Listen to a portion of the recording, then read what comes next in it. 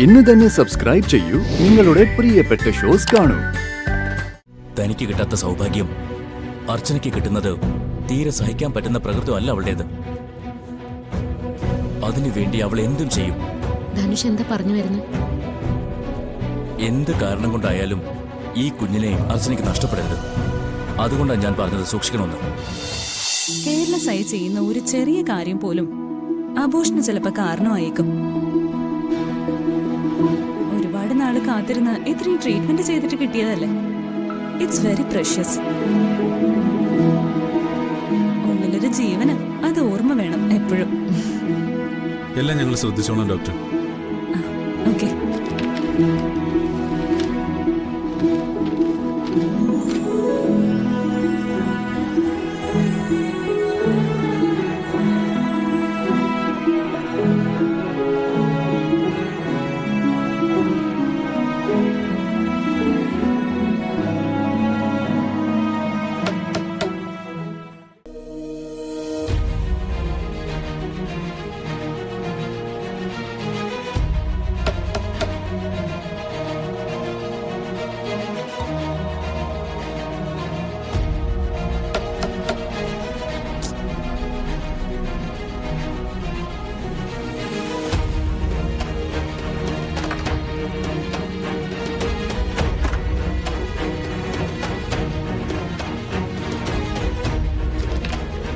ഓ, ലഡ്ഡു ആയിരിക്കും നീ ഗർഭിണിയായതിന്റെ സന്തോഷം. അതെ, അതിനുവേണ്ടി ഞങ്ങൾ എന്തൊക്കെ പ്രാർത്ഥനകളും വഴിപാട് നടത്തിയെന്ന് ഏടത്തേക്ക് അറിഞ്ഞൂടെ? അറിയാം. ഇനി അതിനെ കുറിച്ചൊന്നും പറയണമെന്നില്ല. ഇതൊരു വലിയ വിജയമായിട്ടായിരിക്കും നീ ഇപ്പൊ കരുതുന്നേ. ഞാൻ അങ്ങനെയൊന്നും കരുതുന്നില്ല. ഈ വീട്ടിൽ ഒരു കുഞ്ഞുകൂടി ജനിക്കാൻ പോകുന്നു. ഇത്രയും നാളത്തെ ഞങ്ങളുടെ പ്രാർത്ഥന സഫലമാവുന്നു. നീ പ്രഗ്നന്റ് ആവാൻ വേണ്ടിയായിരുന്നല്ലോ ഇവിടെ എല്ലാരും കാത്തിരുന്നത്. ബാക്കിയുള്ളവരുടെ ജീവിതത്തിൽ സന്തോഷം ഉണ്ടായാൽ എന്താ, ഇല്ലെങ്കിൽ എന്താ, അതൊന്നും ആർക്കും അറിയണ്ടല്ലോ. നല്ല മനസ്സോടുകൂടി പ്രാർത്ഥിച്ചാൽ എല്ലാത്തിനും ഫലം ഉണ്ടാവും. അപ്പൊ ഞാനിതുവരെ പ്രാർത്ഥിച്ചു ഒന്നും നല്ല മനസ്സോടെ അല്ല എന്നാണോ നീ പറയുന്നത്? അത് എന്നോടല്ല ചോദിക്കേണ്ടത്, സ്വന്തം മനസാക്ഷിയോടാ. എന്തായാലും മധുരം എടുക്ക.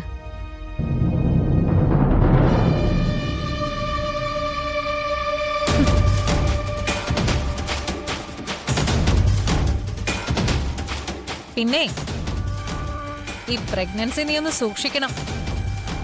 ഇല്ലെങ്കിൽ ഇത് അബോർഷൻ ആവാനുള്ള സാധ്യത കൂടുതലാ. ഡോക്ടർ ഒന്നും പറഞ്ഞില്ലേ? ഡോക്ടർ അങ്ങനെയൊന്നും പറഞ്ഞില്ല. പിന്നെ ഈ കുഞ്ഞിനെ കിട്ടാൻ വേണ്ടി ഞങ്ങൾ ഒരുപാട് പ്രാർത്ഥിച്ചിട്ടുണ്ട്. അതുകൊണ്ട് തന്നെ എന്റെ പ്രാണം കൊടുത്തിട്ടായാലും ഈ കുഞ്ഞിനെ ഞാൻ പ്രസവിക്കും. എങ്കിൽ നിനക്ക് ഞാനൊരു സമ്മാനം തരും. എനിക്കൊരു കുഞ്ഞുണ്ടായി കഴിഞ്ഞാൽ ആ കുഞ്ഞിന്റെ വല്യമ്മയായിരിക്കുമല്ലോ നിങ്ങൾ. അപ്പൊ ആ കുഞ്ഞിന് സമ്മാനം കൊടുക്കാനുള്ള അവകാശവും നിങ്ങൾക്കുണ്ട്. അതുകൊണ്ട് ആ സമ്മാനം ഞാൻ അങ്ങ് സ്വീകരിക്കും.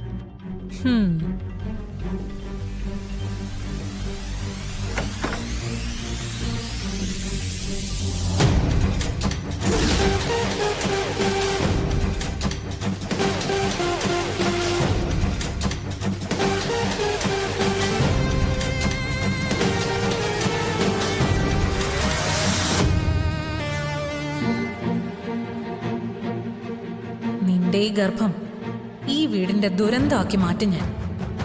ഇനി ഈ വീട്ടിൽ നടക്കുന്ന ഓരോ സംഭവങ്ങളുടെയും കാരണം നിന്റെ കുഞ്ഞിന്റെ ജന്മമാണെന്ന് വരുത്തി തീർക്കും ഞാൻ. ഒടുവിൽ ഇപ്പൊ നിന്റെ ഗർഭം ആഘോഷിക്കുന്നവരെ തന്നെ നിന്നെ ആ കുഞ്ഞിനെ ശപിക്കും. ഈ വീടിനുണ്ടാകാൻ പോകുന്ന ദുരന്തം മുഴുവനും ആ കുഞ്ഞിന്റെ പേരിൽ മുദ്ര ഒത്തപ്പെടും.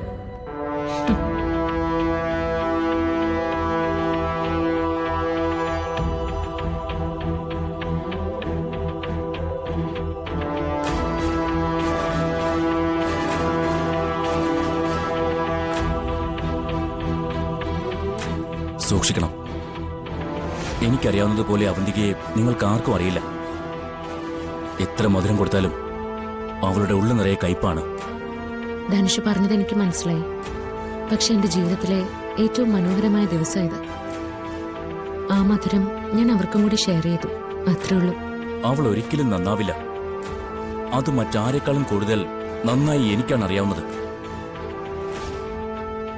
കുറച്ചു കാര്യങ്ങൾ അവന്തികയെക്കുറിച്ച് അർച്ചനയ്ക്കറിയാം. അതിനൊക്കെ അപ്പുറത്താണ് അവന്തിക എന്ന സ്ത്രീ. ചെകുത്താന്റെ സന്തതി എന്നൊക്കെ പറഞ്ഞാലും അതൊട്ടും അധികമാവില്ല. അർച്ചനയുടെ ജീവിതത്തിൽ ഒരു സന്തോഷം വരാൻ പോകുന്ന ഈ സമയത്ത് അവളുള്ള ഈ വീട്ടിൽ ജീവിക്കുന്നത് പോലും അപകടമാണ്. എന്തു ക്രൂരതയും ചെയ്യാൻ അവൾക്കൊരു മടിയുമില്ല. ധനുഷ് പറഞ്ഞതൊക്കെ സത്യമായിരിക്കും. പക്ഷേ എനിക്ക് ഈ വീട്ടിൽ നിന്ന് എങ്ങോട്ട് ഓടി വിളിക്കാൻ പറ്റില്ലല്ലോ. ഇതെന്റെ കുടുംബം, എന്റെ ഭർത്താവും സഹോദരങ്ങളും അച്ഛനും ഇവിടെ ഉള്ളത്. ഇവിടെയുള്ള ഒരാൾക്ക് പോലും അവര് കാരണം ഒന്നും സംഭവിക്കാൻ പാടില്ല. എന്നെ കൊണ്ട് തടയാൻ പറ്റുന്ന എന്ത് ഞാൻ ചെയ്യും. പിന്നെ ഇത്രയൊക്കെ വഴിതെറ്റി നടന്നിട്ടും ധനുഷിപ്പ നന്മയുടെ പാതയിലേക്ക് വന്നില്ലേ. അതുപോലെ ഒരു അവസരം കിട്ടിയാ നന്നാവുന്നെങ്കിൽ നന്നാവട്ടെ. കൊള്ളാം. അർച്ചനയ്ക്ക് അവളെ അറിയാഞ്ഞിട്ടാ. നന്മയുടെ ഒരു കണിക പോലും അവളുടെ മനസ്സിലില്ല. എല്ലാം തകർക്കണമെന്നുള്ള ചിന്ത മാത്രമാണ് അവളുടെ മനസ്സിൽ നിറഞ്ഞു നിൽക്കുന്നത്. അർച്ചനയ്ക്കൊരു കുഞ്ഞ് ജനിക്കാൻ പോകുന്നു എന്നുള്ളത് അവന്തികയ്ക്ക് ഒരിക്കലും താങ്ങാൻ പറ്റുന്ന കാര്യമല്ല. അതും എനിക്കറിയാം. തനിക്ക് കിട്ടാത്ത സൗഭാഗ്യം അർച്ചനയ്ക്ക് കിട്ടുന്നത് തീരെ സഹിക്കാൻ പറ്റുന്ന പ്രകൃതം അല്ല അവളുടേത്. അതിനുവേണ്ടി അവൾ എന്തും ചെയ്യും. ധനുഷ് എന്താ പറഞ്ഞു വരുന്നത്? എന്ത് കാരണം കൊണ്ടായാലും ഈ കുഞ്ഞിനെ അർച്ചനയ്ക്ക് നഷ്ടപ്പെടരുത്. അതുകൊണ്ടാണ് ഞാൻ പറഞ്ഞത് സൂക്ഷിക്കണമെന്ന്. അർച്ചനയുടെ വയറ്റിലുള്ള ഈ കുഞ്ഞിനെ ഇല്ലാതാക്കാൻ അവൾ മടിക്കില്ല. എന്റെ കുഞ്ഞ് ഈ നെല്ലിശ്ശേരി വീട്ടിൽ ജനിക്കുന്നത് അവന്തേക്ക് ഒട്ടും ഇഷ്ടപ്പെടില്ല എന്നുള്ളത് എനിക്ക് നല്ലതുപോലെ അറിയാം. പക്ഷേ ഞാൻ ഈ കുഞ്ഞിന്റെ അമ്മയാണ്. എന്റെ കരുതലും പ്രാർത്ഥനയും മറികടന്ന് അവർക്കൊരിക്കലും എന്റെ കുഞ്ഞിനെ ഒന്നും ചെയ്യാൻ സാധിക്കില്ല. എന്റെ കുഞ്ഞിനെ ഇല്ലാതാക്കിയിട്ട് പിന്നെ അവർക്ക് ഈ വീട്ടിൽ ജീവിക്കാൻ കഴിയുമെന്ന് ധനുഷിന് തോന്നുന്നുണ്ടോ? എടാ ചതിയാ, എന്റെ രഹസ്യങ്ങൾ നീ അവളോട് വെളിപ്പെടുത്തുകയാണല്ലേ. എന്നിട്ട് അവളുടെ കുഞ്ഞിനെ രക്ഷിക്കാനുള്ള ഉപദേശവും കൊടുക്കുന്നു. എന്ന് നോക്കിക്കോ, ആദ്യത്തെ അടി കിട്ടാൻ പോകുന്നത് അവക്കല്ല, നിനക്ക് സ്നേഹിക്കോ. അവളുടെ കുഞ്ഞിനെ ഇല്ലാതാക്കുന്നതിന് മുമ്പ് ഇല്ലാതാകാൻ പോകുന്നത് നിന്റെ കുഞ്ഞാ. എന്റെ കാര്യത്തിൽ മാത്രമല്ല, ധനുഷിനോട് ഇപ്പൊ അവർക്ക് ശത്രുത ഉണ്ടെന്ന് ഞാൻ മനസ്സിലാക്കുന്നത്. ആ സ്ഥിതിക്ക് സ്നേഹയുടെ കാര്യത്തിൽ എന്നേക്കാൾ കൂടുതൽ ശ്രദ്ധ വേണം. ആ ഭയം എനിക്ക് നല്ലതുപോലെയുണ്ട്. ഇത്രയും നാളും അവളുടെ സഹായിയായി നിന്നിട്ട് ഇപ്പൊ എനിക്ക് സമാധാനമുള്ളൊരു ജീവിതം ഉണ്ടാവുന്നത് അവൾക്ക് സഹിക്കാൻ പറ്റുന്ന കാര്യമല്ല. അർച്ചനോടുള്ളതിനേക്കാൾ കൂടുതൽ പക അവൾക്ക് എന്നോടുണ്ട്. ഞാൻ വളരെ ശ്രദ്ധിച്ചാണ് ഓരോ നിമിഷവും മുന്നോട്ട് പോകുന്നത്. അതുകൊണ്ട് തന്നെ സ്നേഹയുടെ കാര്യത്തിൽ അർച്ചനയുടെ ഒരു പ്രത്യേക ശ്രദ്ധ വേണം. എനിക്കും സ്നേഹിക്കും ഇത് പറയാൻ വേറെ ആരുമില്ല.